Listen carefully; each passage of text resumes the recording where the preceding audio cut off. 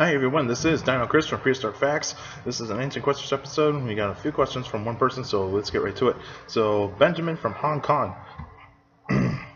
So his first question is: Torvosaurus the same size as Tarbosaurus? Actually, no. They're close, but not really. Tarbosaurus is actually longer than Torvosaurus. Torvosaurus can actually get to around 36 to 38 feet long, whereas Tarbosaurus can actually get to close to 40 feet. So right around 40 feet. And so the size is actually going to be a little bit different. And so Torvosaurus is a tad bit smaller than Tarbosaurus. Tarbosaurus would actually be a little bit more muscular than Torvosaurus. And those two dinosaurs are very far apart from in time, and so Torvosaurus lived in the Jurassic, Tarbosaurus lived in the late Cretaceous.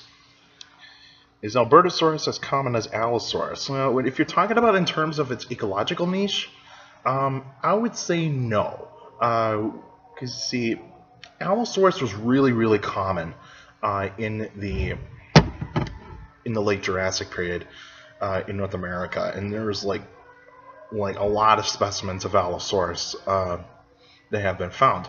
Now, as Albertosaurus, there has not as many specimens of Albertosaurus have been found as compared to Allosaurus, and so Albertosaurus would have actually been around 5% of the population of the dinosaurs in its time, whereas Allosaurus was probably close to 10%, and so that actually would make a little bit more sense, since that Allosaurus is a bit of a is nearly the same size as Albertosaurus, but when you actually look, but I think Allosaurus is a tad bit longer than Albertosaurus in terms of height. Albertosaurus is a bit taller, but in terms of the ecological niche, Albertosaurus is not as common as Allosaurus, and so Allosaurus was a lot more common in the Jurassic than Albertosaurus was in the late Cretaceous, and so that kind of solves the answer there.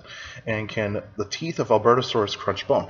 In a way, yes, but Albertosaurus's teeth are not designed like Tyrannosaurus Rex's. They're not really designed to go right through bone, but mainly to make deep gashes into the bone.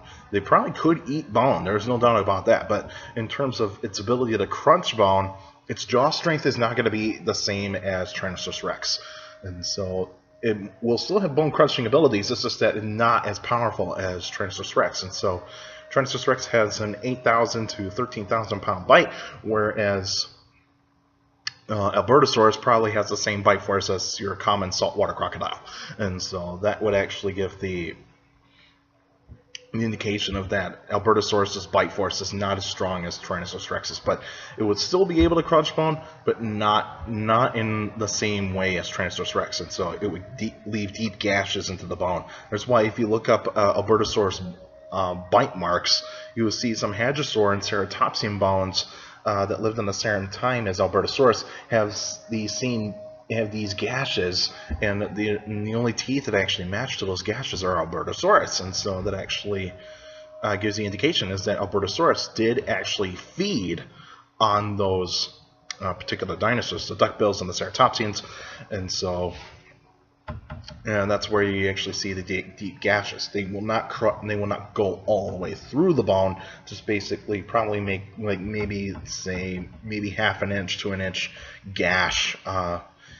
Deep gash into the bone, not really too deep, not really like a 3-inch deep gash or a 6-inch gash or deep puncture like Tyrannosaurus Rex did. So that answers your question there. All right, that's it for now, and next week would be a special episode. It will be a PowerPoint presentation, so get ready for that. Now I want you to pick a prehistoric animal found in the Mongolian desert, the Gobi Desert.